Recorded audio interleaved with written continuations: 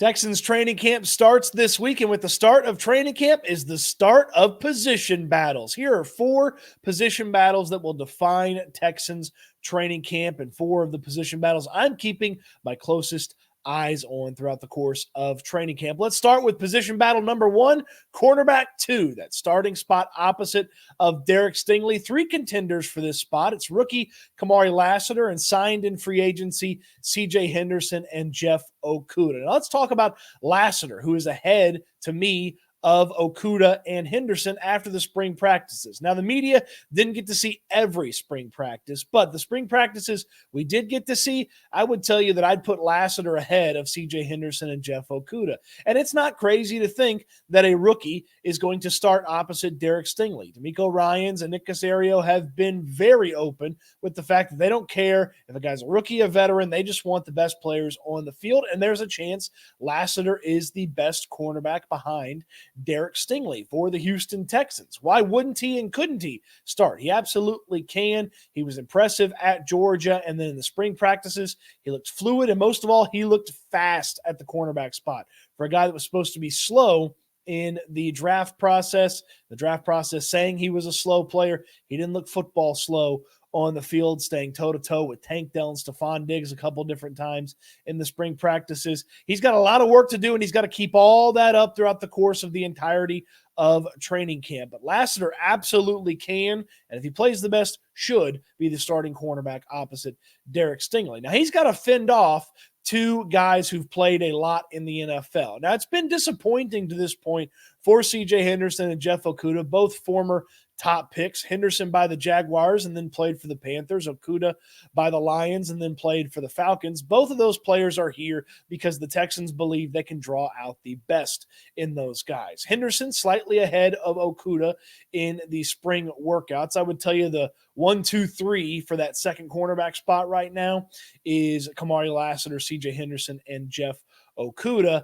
And Henderson and Okudah are here because DeMeco Ryans has explained that they believe that they are sticky in coverage, that they are long, and that they are speedy at the cornerback spot. And look, the Texans, if they could draw something out of one of these guys, or heck, even both of these guys, it would go a long way into calming some of my fears about the secondary. If Derek Stingley, who's had 4 straight football seasons, 2 in college and 2 in the pros, drastically affected by injury. If Derek Stingley is injured at any point this season, you're looking at a very unimpressive, from a talent standpoint, cornerback room. You're looking at Kamari Lassiter, who's a rookie, a second-round rookie, and you're looking at either Henderson or Okudah or maybe both of those guys if Stingley gets dinged up. That's not the best cornerback situation. But if Henderson and Okudah and even Lassiter made this decision difficult, if this was a tough battle between these 3 for that second cornerback spot and made it a hard decision on who's going to be, say, cornerback 3 or the other backup, the main backup on the outside, then you'd feel a little bit better about you could exhale a little bit from a depth standpoint. But right now, some of these guys have to go out there and prove they can be depth. And then of these 3 guys, Lassiter and Henderson and Okudah, somebody's got to prove that they're the starter opposite Derek Stingley. That's position battle number 1. Position battle number 2 is another starting spot. It's the left guard spot. Yeah, the left guard spot is up for grabs, and your contenders for this one, Kenyon Green, Kendrick Green, and Jarrett Patterson. Now, I put the caveat here that Juice Scruggs could absolutely end up playing left guard if, say, Jarrett Patterson was going to be the center. I believe Juice Scruggs is going to be the starting center, so that would leave Patterson as a potential center backup as well as a potential competitor for that left guard spot. Let's start with Kenyon Green, who transformed his body and looks to be as healthy as he's ever been in his NFL career. The improved physique is important on 2 fronts when it comes to Kenyon Green. Excuse me, I'm going to get the greens mixed up here. Kenyon Green. The improved physique is important on 2 fronts. The first is he put in the work to change his body, to adjust the composition of what he looks like. No more big beer belly, what it looked like. And I say beer belly, knowing just he looked like a bit thicker upstairs and maybe not as muscular as some of the other guards around the NFL. Well, he looks very muscular. Now it looks like he's lost some weight, trimmed up. And again, I always say the jersey doesn't look like it's suctioned onto him anymore. There's some play and some looseness in the jersey. And on top of changing his body, The second important thing, and maybe the most important thing about Kenyon Green, is to be able to do that, he had to be healthy. So Kenyon Green now appears to be as healthy as he's ever been. Injuries have ruined his career up to this point. It gave him a slow start in training camp as a rookie. It hurt his rookie season. It obviously took away his second season in the NFL. But to put all that work in to transform his body, he had to be healthy to do it. And that is a sure sign that he is healthy, that he was able to complete that transformation and put that work in. Kenyon Green, to me, is the favorite to be the starting left guard because if healthy, there's a lot of skills there that made him a first-round pick. If the Texans hadn't picked him in the first round, I still believe he ends up going somewhere in the first round, maybe not as high as the Texans selected him a couple of years ago, but I still believe he would have been a first-rounder. He was thought to be plug and play, ready to go from day one. Injuries have sort of derailed that. Let's see what he can do with the opportunity and being healthy here in training camp. Kendrick Green, if you remember, was added to the Texans via trade before the season got going last year. He ended up starting 3 games and played decently in those starts, got hurt for the season against the Pittsburgh Steelers, which was unfortunate because he was having a good game against his former team that was not kind to him on the way out the door. But Kendrick Green is certainly in the competition. He's a veteran. He's played a lot of football. He played with this team in this system last year at left guard, which is not something Jarrett Patterson or Kenyon Green can say in their resume to this point.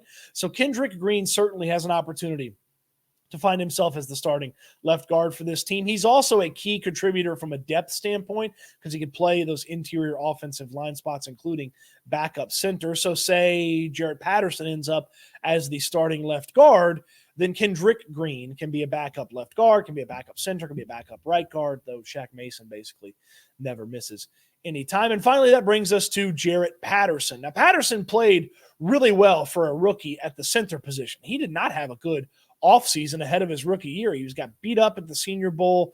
It wasn't a super impressive Senior Bowl performance from Patterson. The Texans snagged him late, and then by virtue of a bunch of injuries, they had to go out there and start him, and he played pretty well. He played great considering he was a rookie in a brand new system and the level of competition that he had to go against. So Patterson is a name to pay attention to. Again, I don't believe he's going to beat Scruggs for the center position, so he's going to have to factor into the left guard position, and maybe is just most comfortable ending up as the backup center for this team. But Patterson should be in the conversation because of the success he had, albeit at the center position last year. But if you can succeed there, I would hope that you'd be able to transform and translate some of that into the left guard position. So Green v. Patterson for that left guard spot. And the losers are ultimately going to end up as some depth pieces on this team. A lot of options for left guard, and the losers will be clear backups and depth for this team as well. So that's position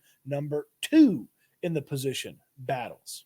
Want to take a minute for my friends at Platinum AC and Heating. Dwyane will take care of you. The best service in town, the best prices in town. Anything to do with your air conditioner, Dwyane can take care of it. From repairs to replacements to that little tune-up to make sure the AC is running as good as it needs to run, to make sure it's not working too hard and costing you money, blowing the coldest air possible, Dwyane and Platinum AC and Heating can do it all. If you own a business, if you own a residential property and you need air conditioning work, Dwyane can handle that too. Decades of experience and decades of success in the HVAC and air conditioning realm. 5-star rated by the Better Business Bureau, 5-star rated on Google and Yelp. And I mentioned best prices in town, the best service in town. It's all coming your way with Platinum AC and Heating. Give them a call today, 832-777-3683. That's 832-777-3683. Position number 3 in the position battles. How about backup running back? Now, this one's a super important one. Backup running back is up for grabs. Dameon Pierce versus Jawar Jordan versus British Brooks. The third-year player trying to bounce back from a sophomore slump versus the 2 rookies, one drafted, one undrafted. Now, why is running back 2 so important to this team? Well, you've got Joe Mixon as running back 1. That is guaranteed. That's easy to see and understand that Joe Mixon is the one on this team. And Mixon can carry the ball quite a bit. He's finished in the top 7-8 in carries a handful of times in his career. He's a productive back. He's a durable back. He can carry the ball a lot, but you still need a second running back. You still need a guy that can change pace for Joe Mixon and give him a little bit of a breather, especially if the Texans are going to, say, have big leads, grind out opponents with the rushing attack. They're going to need more than just one running back. So who's running back number 2, and can you trust him? Well, Dameon Pierce has the inside track to that running back 2 spot. He has to bounce back from 2023. If he is as close to 2022, Dameon Pierce, as many hope he can be, then it's open and shut. Dameon Pierce is running back 2, and you'll have a 1-2 punch of Mixon and Pierce. But if it's 2023 Dameon Pierce, he may not make the team. 2023 Dameon Pierce didn't physically look right. He didn't run over people. The yards after contact wasn't there. The vision that was necessary to operate this offense wasn't there. And he was open about his struggles at the position and picking up the offense. He was open about it throughout the course of the season. He's had an off season, changed his body a little bit. Looks like he's trimmed up a little bit and a bit more muscular, in good shape. And then he has to have spent time getting to understand and learn this offense to maximize what the offense is giving him so that he doesn't have to try to just bowl through people or run people over, hit the holes, understand the zone scheme, and execute the way that Bobby Slowick and the offense needs Dameon Pierce to execute, and he's going to be running back 2. And if not, one of these rookies might have a shot. I'd give the edge, if it's not Pierce, to Jawar Jordan. He's had some experience in zone schemes. The scout on him from the Athletics, Dane Brugler, in his rookie scouting profile, is he's the type of guy that can hit singles and doubles and triples until ultimately it's a home run running the football. He's got some special teams usefulness as well, with a couple of kickoff returns for a touchdown when he played at Louisville. So Jawar Jordan is the one to me, and he's claimed, okay, Jordan, after running a 4.56 40 at the combine, he's claimed that he is much faster and probably closer to the 4.3s. Well, if that's the case, and he's got vision and he showcases it in training camp, make him running back 2. I'm not worried about that. If he shows it enough in training camp, make Jawar Jordan running back 2 and have him be a helper on special teams sometimes, and then have him be that guy that's a change of pace, the spell back for Joe Mixon. I'm certainly not worried about him being a rookie if he showcases it in training camp.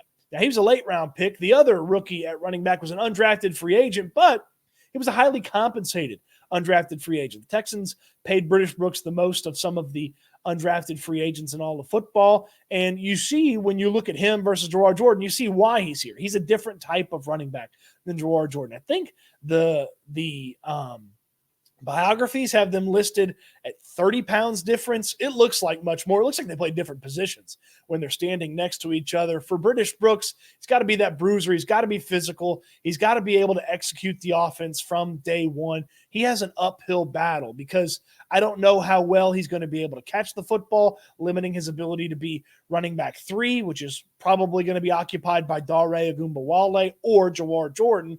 And I don't know how much he can help out on special teams. So he's got to go in there, be a hammer, be a thumper, execute the offense the way that Bobby Slowick needs it to get executed. And even then, he might need a little luck with some of the other guys not playing as well for him to end up as running back 2 on this team, or maybe even to just end up on the team. Though I'd think about him for the practice squad if I was the Houston Texans. That's the running back competition for running back 2 and our third of 4 position battles. Our fourth position battle is a battle royal. It is anybody and everybody for the defensive tackle spots. I have 4 players on the image, but it could literally be all of the defensive tackles. I do not believe that defensive tackle is going to be a starter, like a traditional starting spot. I feel like the Texans are going to heavily use defensive tackle as a matchup mechanic. When guys need to be in there for pass rush, it'll be 2 different guys versus when they want to stop the run versus when it's sort of a 50-50 for the opponents. What are they going to do? Are they going to run? Are they going to pass? Like, I think the mixing and matching with the defensive tackles is going to be prevalent over the course of this season, but somebody's got to get the nod. Somebody's got to run out the tunnel when they announce defense, a defensive tackle. So here are the contenders. Foley Fadukasi is the guy that I believe is for sure going to be a starter, so to speak. He's the highest compensated defensive tackle on the team if you leave out the Nico Autry, which I do because he's a defensive end, though Autry will slip inside and play defensive tackle from time to time. Fatukasi is the guy that has played the most amongst some of these other guys, as well as paid the most. So paid a lot, played a lot. It kind of, you can put two and two together unless he's just awful in training camp. Fatukasi feels like the type of guy that's going to start. So it leaves three other names to kind of be the guy next to him. I think Tim Settle is a guy that certainly is going to be in consideration, and him and Fatukasi would be the biggest, nastiest duo that they could put inside. Settle looks huge. Looking at him in the spring practices, he is a large individual. He plays pretty big. He had a couple of moments where he was just stoning people on the offensive line, where he was just kind of locking out and holding offensive linemen in the place and kind of maneuvering them, getting them into running back lanes or getting them into CJ Stroud's throwing lanes, or the way that he was looking. So Settle's the guy to me that's kind of leaning towards being the defensive tackle next to Fatukasi as sort of the starter. But Khalil Davis and Kurt Hinish certainly have an opportunity. Davis and Hinish obviously know the system, whereas Settle and Fatukasi are going to have to be learning it. Davis came on strong last year as a former UFL defensive tackle. He ended up in the conversation and as a player that could be of use on a semi-regular basis for the Texans. Some games they played him a lot. He played a little bit more in a few games. In some games he made an impact playing around 20% of the snaps at defensive tackle. Team brought him back in free agency. I am intrigued to see what Davis can bring to the table. Little pass rush prowess to him. I know he only has a couple of sacks from last season, but he was able to push the pocket and get after the quarterback a couple of times. Kurt Hinish, again, has to lean on the fact that he's been in the NFL for a few seasons. He's familiar with this team, and he's familiar with the system. He's got to go out there and showcase something, or Kurt Hinish not only isn't going to be a starter, Kurt Hinish may not make this team. But familiarity with the system and the team and what to expect, that does give him a leg up over some of the new names, even if they are maybe a little bit more talented or a little bit more experienced across the NFL level. Hinish had some good moments. Hinish had some bad moments where kind of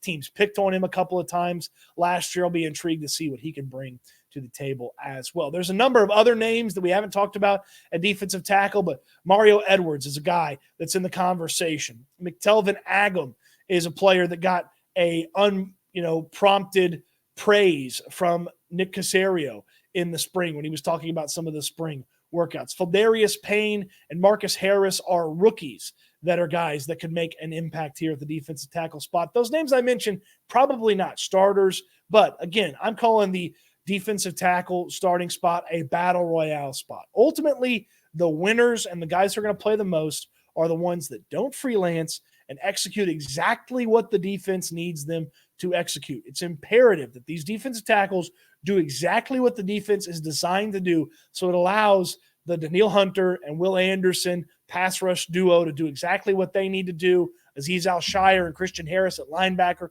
to take care of their business. This is a dirty work position, and there's going to be some big uglies doing the dirty work, and I say big ugly affectionately. I like the big uglies. They don't always get the attention, especially defensive tackles, all the sacks and stuff off the edge.